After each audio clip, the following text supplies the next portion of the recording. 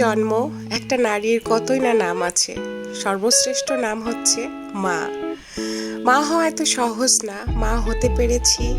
আল্লাহ তাআলা মা হওয়ার অধিকারটুকু দিয়েছে, তার জন্য আলহামদুলিল্লাহ। এর জন্য মা হয়ে নিজেকে গর্ববোধ করি।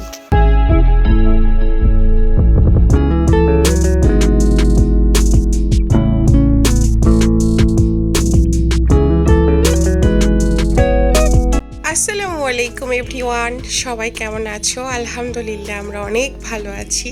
আশা করি আল্লাহ তোমাদেরকেও ভালো রেখেছে। যে যেভাবেই থাকি না কেন, আল্লাহ তাআলা সবাইকে ভালো রাখুক, সুস্থ রাখুক। সবাই একবার বলি আলহামদুলিল্লাহ। আর আজকে সকালটা কিন্তু অনেক সুন্দর, যদিও এখন বৃষ্টি হচ্ছে না। ভোর 6টার দিকে প্রচণ্ড রকম বৃষ্টি ছিল। আজকে আমার বড় ছেলে যখন যাই 6টার দিকে, তখন খুব বৃষ্টি ছিল।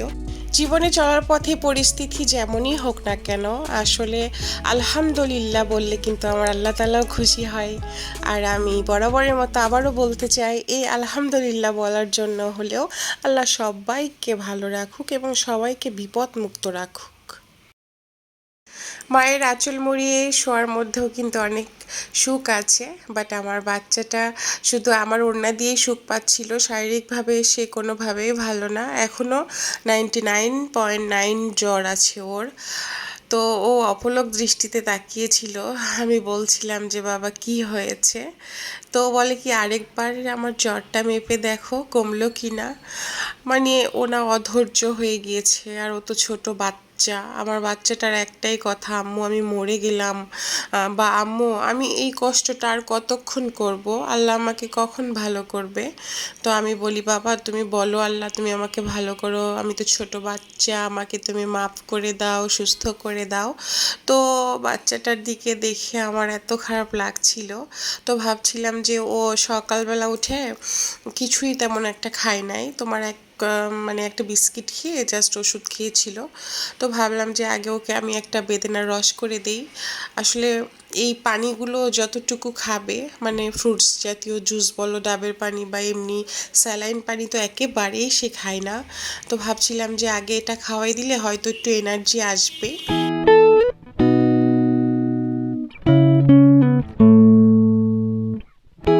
সকালে এক কাপ চা না খেলে না তোমার কোনো কাজে কোনো রকম মনোযোগ আসে না, প্লাস এনার্জিও পাই না। কেন জানি, আসলে বুঝি না চায়ের মধ্যে কি এমন একটা জিনিস আছে যে এটা খেলে মনে হয় যে না একটু ভালো লাগছে। মানে আছে না, সকালবেলা উঠে তোমার আবার বৃষ্টি হয়েছে, তার উপরে শরীরটাও বেশি একটা ভালো নেই, আজানের জন্য রাতও জাগতে হয়, তো শরীরটা না একটু ঝিমঝিম করে। বাট মনে হয় যে একটু চা খেলেই মানে ঝরঝরা টাইপের লাগবে। তো চা খাচ্ছিলাম আর বাবার হচ্ছে বেদানাটা ঝরাচ্ছিলাম, বাট বেদানাটা মানে অর্ধেকটাই পচা ছিল। সো আজকে তোমাদের কাছে অনুরোধ, আমার আজকের ব্লগটা যদি তোমাদের ভালো লাগে অবশ্যই একটা লাইক দিও, আর আমার চ্যানেলটা সাবস্ক্রাইব করে আমাদের সাথেই থেকো। আর যারা আজকে আমার ভিডিওটা নতুন দেখছো, নতুন বন্ধু বা নতুন ভাই, নতুন বোন, তাদেরকে অবশ্যই আমার চ্যানেলে ওয়েলকাম। যদি ভালো লাগে অবশ্যই অবশ্যই আমার সাথে থেকে যেও।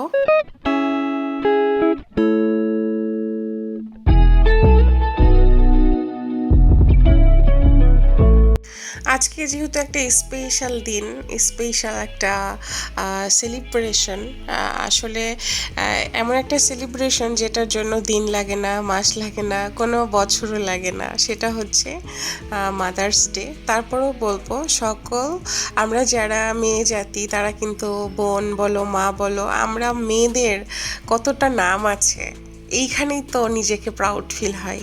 সো সবাইকে হ্যাপি মাদার্স ডে।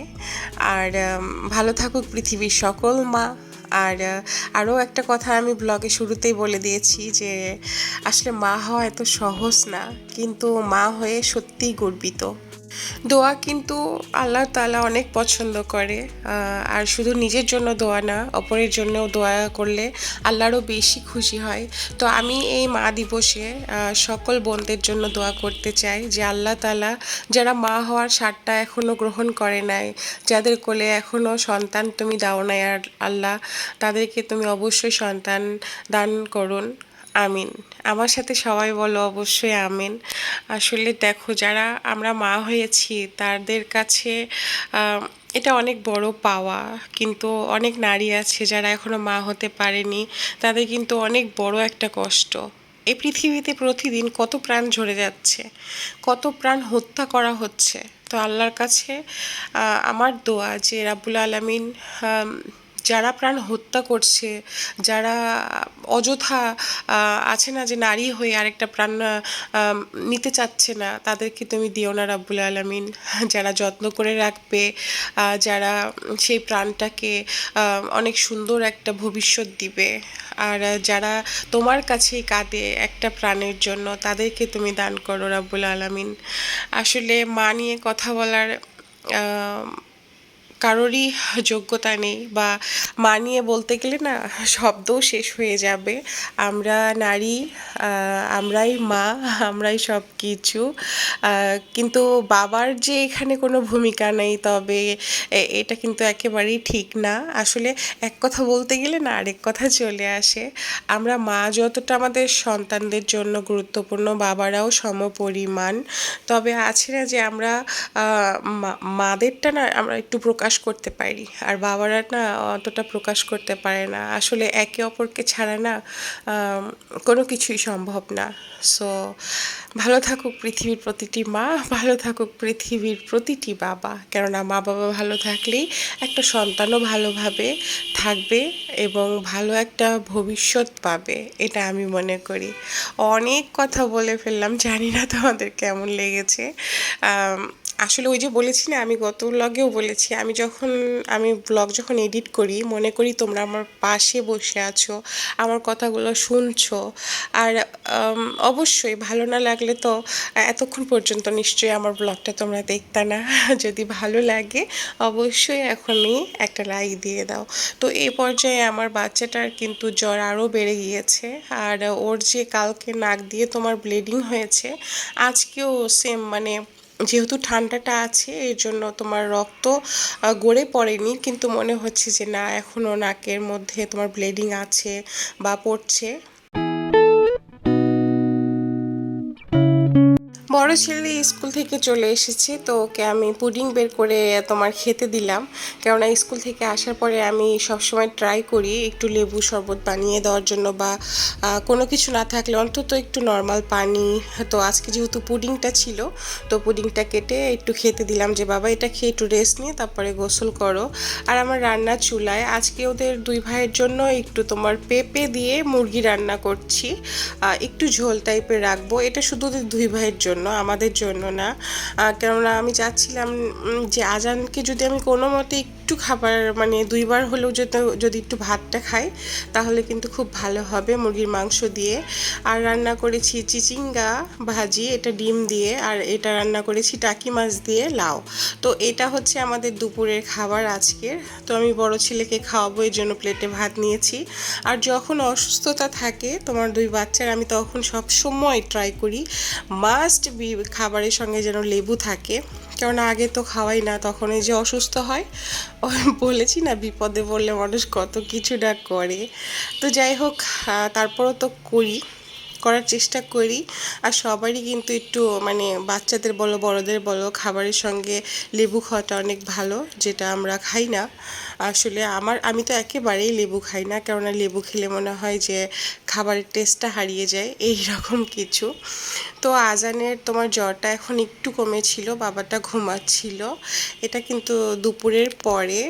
তো ভাবছিলাম বাকি যে তরমুজটুকু ছিল এটাও যদি আমি না খাই এটা পচে যাবে, তো কেটে নিয়ে এসে ওর পাশে বসেছি। আর দুপুরে সবাই কিন্তু এখন রেস্ট নিচ্ছিল, আমার কোনো রেস্ট নেই। আসলে দুপুরে আমার ততটা ঘুমও আসে না। তো ওর জ্বরটা আমি বারবার দেখছিলাম যে আবার আসছে কিনা, বেশি হচ্ছে কিনা, কমছে কিনা।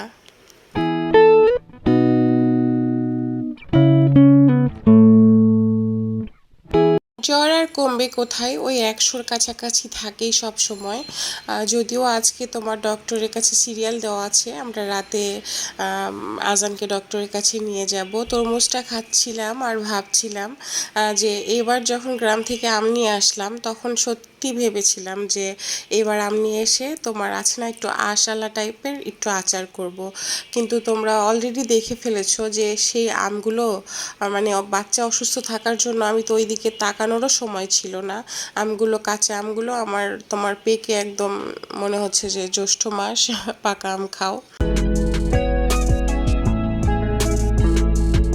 আমার দেবর অফিস থেকে চলে আসছে আর অফিস থেকে ফেরার পথে সে নিয়ে আসছে তোমার তালকুর। আর এই বছর প্রথম এই তালের চোখগুলো খাবো, আজকেই প্রথম। তো আমি বের করে রাখছিলাম আর বলছিলাম ভাগ্যিস ভাই আপনি নিয়ে আসছেন। আর ওদের বাবাও আসলে বললে প্রতিবারই নিয়ে আসে, কেননা নতুন ফল সবসময় ট্রাই করি কিছু না কিছু, বেশি না হলেও অল্প যেন খাই আর বাচ্চারা যেন চেনে যে এইটা কোন ফল ওইটা কোন ফল। তো মানে আমার অলরেডি যখন দেবর আসে তার আগে আমার চুলায় চা ছিল, এই জন্য আমি ভাবলাম যে তালটা তোমার পরেই খাই, আগে চাটা খাই।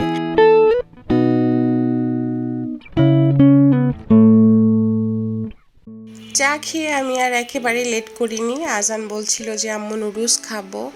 আর ইদানিং অসুস্থ হয়ে শুধু এই একটা খাবারই খাচ্ছে, তোমরা দেখতেই পাচ্ছ, কেননা গত ব্লগেও আমি শেয়ার করেছি যে ও একটা খাবারই শুধু চায় আম্মু নুডলস, আর একটা হচ্ছে যে মাফিন কেক। মাফিন কেকটাও অর্ধেকটা খায় আর ফেলে দেয়।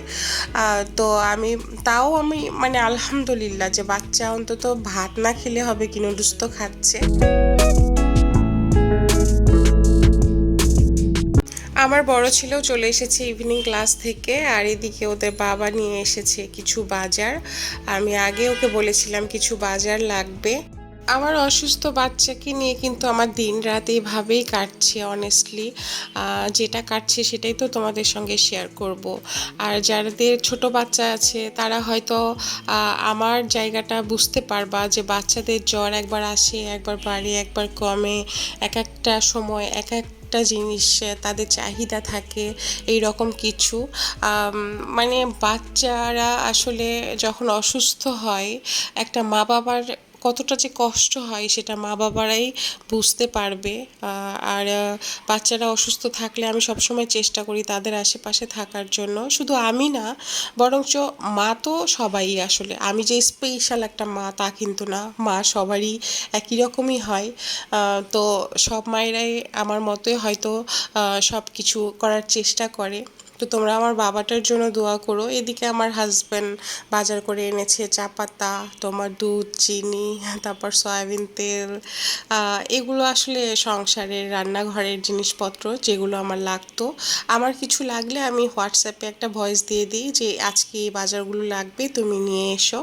তো আমার হাজব্যান্ড সেই অনুযায়ী তার বাজারটা সে করে নিয়ে আসে। আরও এনেছে তোমার পেঁয়াজ। আজকে শুধু এই কয়েকটাই লাগবে বলেছিলাম আর এই কয়েকটাই এনেছে। আমাদের ডক্টরের সিরিয়ালটা দেওয়া ছিল প্রায় তোমার রাত 11টার দিকে, কেননা আমি একদম সিরিয়াল দিয়েছিলাম লাস্টের দিকে, 35 নম্বর সিরিয়াল। তো সেখানে আগে যাওয়ার কোনো প্রশ্নই ওঠে না, যতটুকু সময় অসুস্থ বাচ্চাকে নিয়ে তুমি বাসায় থাকবা ততটাই ভালো। তো এই ফাঁকে আমার বাসায় একটা গেস্ট আসছে, গেস্টের নাম হচ্ছে এলমা। আর এই এলমা আমার কাছের অনেক কাছের একজন। অ্যাকচুয়ালি আমার বিয়ের পরে এই মেয়েটার সঙ্গে আমার পরিচয়। আমি ফার্স্ট যখন আমাদের অফিসের সাথে বাসায় থাকতাম তখন থেকে এদের সাথে আমার পরিচয়, প্রায় 8-9 বছর ধরে। তো ও হচ্ছে আমার বাসার সামনে দিয়ে যাচ্ছিল, তো ভাবছে যে আপুর সঙ্গে একটু দেখা করে যায়। তো ও আসছে, এদিকে আজান উঠে একটু বসেছে।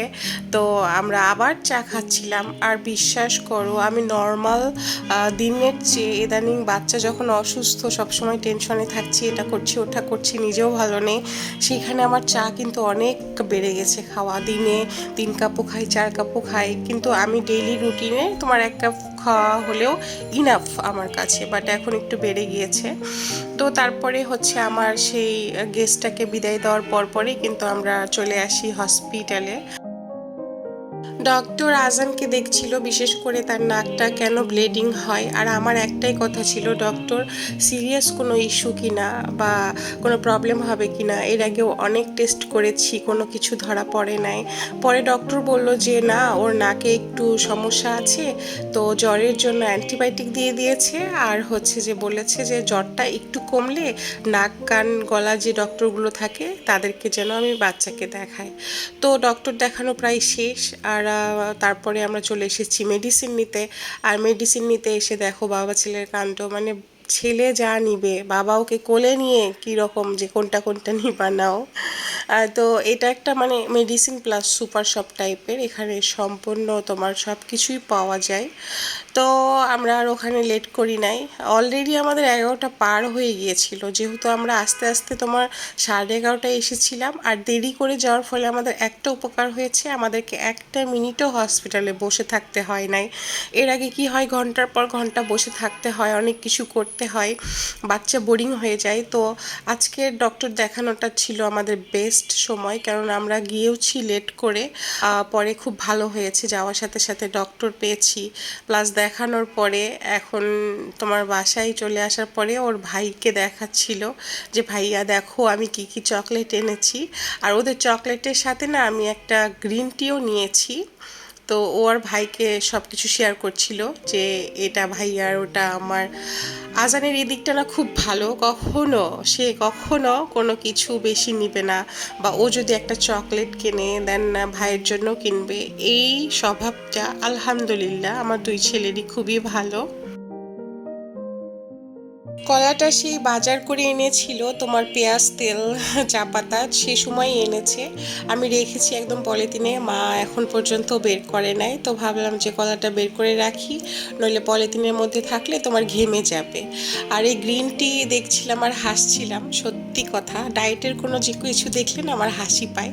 মানে চোখের সামনে পড়েছে গ্রিন টি, তাই এনেছি, জানি না এটা আমি খাবো কিনা বা আদৌ শেষ করতে পারবো কিনা। অ্যাকচুয়ালি আমি ডায়েটটার মানে 1 নম্বর অলস একটা ব্যক্তি, যদিও আমার আমার জন্য আমি মনে করি ডায়েট অনেক ফরজ দরকার। তো যাই হোক, নিয়ে আসলাম, অবশ্যই একটা না একটা খাবো। তো আজকে কিন্তু অনেক কথা বলেছি, সত্যি কথা। আমি জানি না তোমাদের কেমন লেগেছে, অবশ্যই জানিও। আর যদি ভালো লাগে আমি আবারও বলবো একটা লাইক দিও, আর আমার চ্যানেলটা সাবস্ক্রাইব করে আমাদের সাথেই থেকো। আমাদের জন্য দোয়া করো, আল্লাহ তোমাদেরকেও ভালো রাখুক, সুস্থ রাখুক। আমি শেয়ার করলাম যে আজকে আমি সারাদিন কি করেছি, as a mother, as a house wife, as a একটা ওম্যান। সো এটাই ছিল আমার ডেলি লাইফ রুটিন, আমার বাচ্চাকে ঘিরে, অসুস্থ বাচ্চা। তোমরা দোয়া করো, ভালো থেকো। সো আজকের জন্য আল্লাহ হাফেজ।